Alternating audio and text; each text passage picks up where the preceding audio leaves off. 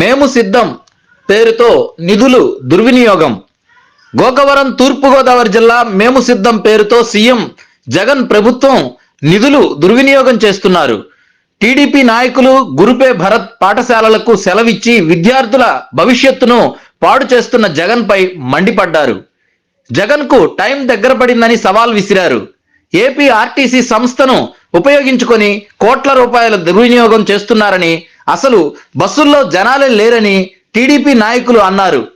ముఖ్యమంత్రి జగన్ పిచ్చి శ్రేష్ఠులు మానుకోవాలని టీడీపీ నాయకులు రాష్ట్ర ఎస్సీ సెల్ కార్యదర్శి గునుపే భరత్ అన్నారు. గునుపే భరత్, నేను రాష్ట్ర తెలుగుదేశం పార్టీ ఎస్సీ సెల్ కార్యదర్శి, జగ్గంపేట నియోజకవర్గం గోకవరం మండలం నుంచి, గోకవరం హెడ్ క్వార్టర్ నుంచి నేను మాట్లాడుతున్నాను. సీఎం జగన్మోహన్ రెడ్డి గారు అంటే ఈ వైసీపీ ప్రభుత్వం సిద్ధం అనే కార్యక్రమం పెట్టి ఈరోజు వందలాది బస్సులు సిద్ధం అనే కార్యక్రమానికి పెట్టి అందులో వైసీపీ నాయకుల్ని కార్యకర్తల్ని తరలించడం జరిగింది. ఇది ఎంత ఘోరం అంటే దీనివల్ల ప్రజాధనం దుర్వినియోగం అవుతుంది. కోట్లాది రూపాయల నష్టము వాటి రాష్ట్రం మొత్తం మీద. ఇప్పటికే ఆర్టీసీ నష్టంలో ఉంది. అయినా సరే ప్రభుత్వం అలాగా కుంటుగనక నడుస్తూనే వస్తుంది. అది కాకుండా ప్రైవేటు విద్యా సంస్థల్లో ఉన్నటువంటి బస్సుల్ని కూడా పిల్లలకి సెలవు ఇచ్చేసి పిల్లల్ని ఇంటికాడ పెట్టి ఆ బస్సుల్లోని కూడా ఈ కార్యకర్తలని మీటింగ్కి తరలించే ప్రయత్నంలో భాగంగా ఈరోజు ఇక్కడ ఇటు పైనుంచి ఏజెన్సీ నుంచి అయితేనేమి, జగ్గంపేట నియోజకవర్గం గోకవరం మండల పరిధి నుంచి అయితేనేమి, ఇక జిల్లా వ్యాప్తంగా కూడా ఈ రకంగానే ప్రభుత్వ బస్సులు వాడుకుంటూ ప్రైవేటు విద్యా సంస్థలకు సెలవులు ఇచ్చేసి మరి ఈ సీఎం జగన్మోహన్ రెడ్డి ఈ రకంగా చేయడం అని అన్నదే చాలా ఘోరమైన తప్పిదం ఇది. మరి ఈ ప్రభుత్వ ధనాన్ని దుర్వినియోగం చేసే అధికారం ఈయనకి ఎవరిచ్చారు? ఈయన పార్టీ కార్యకలాపాలకు ఉపయోగించుకోవడం కోసమనా? మరి మొన్న విజయనగరం జిల్లా పోలేపల్లిలో మరి జాతీయ ప్రధాన కార్యదర్శి తెలుగుదేశం పార్టీకి చెందినటువంటి నారా లోకేష్ బాబు గారు పాదయాత్ర తలపెట్టిన తర్వాత దాని ముగింపు సభ పోలేపల్లిలో పెట్టిన తర్వాత అక్కడికి రాష్ట్ర వ్యాప్తంగా జనాల్ని తరలించాలన్న ఉద్దేశంతో మరి ఈ ప్రతిపక్షంలో ఉన్నటువంటి జనసేన అయితేనేమి, తెలుగుదేశం పార్టీ నాయకులు అయితేనేమి ఈ ప్రభుత్వ బస్సులు అద్దెకి అడగడం కోసం అని చెప్పేసి అనేక రకాలుగా ప్రయత్నం చేసినా సరే ఈ మీటింగ్ ఎక్కడ సక్సెస్ అవుతుంది, ఆ అవ్విన కాడి నుంచి మా మనుగడ ఉండదని చెప్పేసి సీఎం జగన్మోహన్ రెడ్డి గారు భయపడి బస్సులు అద్దెకి ఇవ్వడం మానేశారు.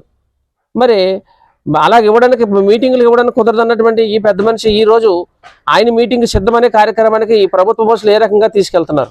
ఈ ప్రైవేటు స్కూల్కి సెలవు ఇచ్చే అధికారం వీళ్ళకి ఎవరిచ్చారు?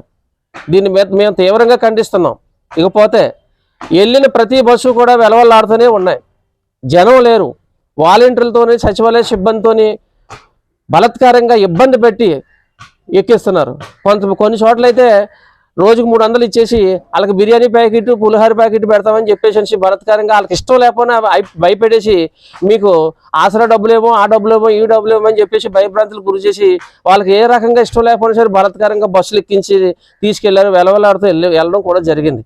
మేము ఒకటే చెప్తున్నాం ఈ వైసీపీ ప్రభుత్వానికి, నువ్వు ఎన్ని మీటింగ్లు పెట్టినా, ఎన్ని చేసినా, ఎన్ని సిద్ధమనే కార్యక్రమం పెట్టినా తెలుగుదేశం కూడా సిద్ధంగా ఉందన్న సంగతి మాత్రం మర్చిపోవద్దు. బలత్కారంగా వెళ్ళినంత మాత్రాన ఏమీ ఓట్లు పడిపోవు. మేము ఈ రకంగా ప్రభుత్వ ధనం దుర్వినియోగం అవుతున్న దాన్ని తెలుగుదేశం పార్టీ తరఫు నుంచి మేము తీవ్రంగా ఖండిస్తున్నాము. ఎందుకంటే ఈరోజు ఈ బస్సులు ఇలాగ వెళ్ళడం వల్ల ప్రైవేటు వాహనదారులకి వాళ్ళకి నచ్చినటువంటి రేట్లు పెట్టడం వల్ల వాళ్ళ అవసరం నిమిత్తం ప్రయాణికులు ఆ బస్సుల మీద ప్రైవేటు అవకాశం చూసుకుని రేట్లు పెంచడం వల్ల అలా చేస్తున్నారు. ఇది చాలా దారుణమైనటువంటి పరిస్థితి. ప్రభుత్వ ఖజానానే ఈ రకంగా పార్టీ కార్యకలాపాలకు ఉపయోగించి మీటింగులకు ఉపయోగించడాన్ని తెలుగుదేశం పార్టీ తరపు నుంచి మేము తీవ్రంగా ఖండిస్తున్నాం. మరి భవిష్యత్తులో మరి ఈ రకమైన పరిస్థితి వస్తుంది. ఇంకా నువ్వు ఏ రకమైన మీటింగ్ పెట్టినా సరే రాబోయే రోజుల్లో నీకు అన్ని గడ్డు రోజులే.